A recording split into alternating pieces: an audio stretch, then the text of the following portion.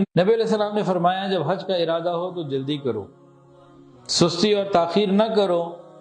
فرمایا جب حج کا ارادہ ہو جائے یعنی فرض ہو جائے تو پھر جلدی کرے۔ کبھی کوئی بیماری آ جاتی ہے، کبھی کوئی راستے میں مشکلات آ جاتی ہیں، اور کبھی کوئی بیماری اور کوئی مسئلہ پیش آ جاتا ہے۔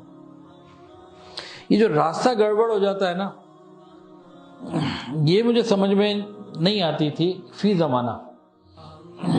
کئی سال پہلے حدیث جب پڑھی، کووڈ سے پہلے کی بات ہے، تو میرے دل میں یہ آیا کہ نبی علیہ السلام نے جو بات بتائی ہے نا کہ بھئی کبھی بیماری آ جاتی ہے، کبھی کوئی اور کام پیش آ جاتے ہیں، تو اور کبھی راستہ خراب ہو جاتا ہے، راستے میں پریشانی آ جاتی ہے، تو میرے دل میں آتا تھا راستے تو اب الحمدللہ معمون ہو گئے، اب تو آسانی ہے، وہ پرانی باتیں تو ختم ہو گئی، اب تو آسانی ہے، راستوں میں کوئی مشکل نہیں۔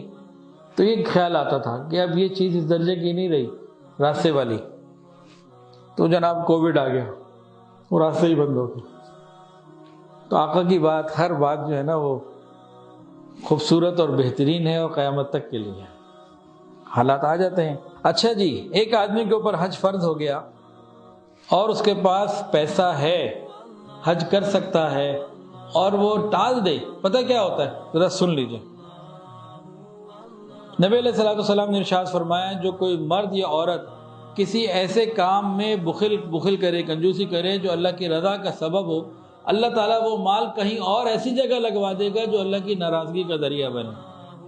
اور اگلی بات سنیں، جو شخص کسی دنیا کے کام کی وجہ سے حج نہ کرے جبکہ اس کے پاس حج فرض ہو چکا ہے، وسائل بھی موجود ہیں، یہ دیکھ لے گا اس کا وہ کام پورا نہیں ہوگا، لوگ حج کر کے واپس بھی آ جائیں گے۔ کئی ایسے لوگ ہوتے ہیں جو حج کو مؤخر کر دیتے ہیں کسی بھی کام کی وجہ سے، کہ چلو پہلے یہ کر لوں، یہ کام ہو جائے، حج پہ آئندہ چلے جائیں گے۔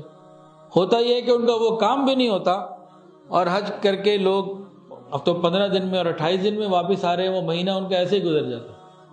اگر وہ 15 20 دن 25 دن 28 دن کے لیے حج پہ چلے جاتے تو وہ حج بھی کر آتے اور کام واپس آ کے ہوتا۔ یہ بہت کثرت سے ہوتا ہے۔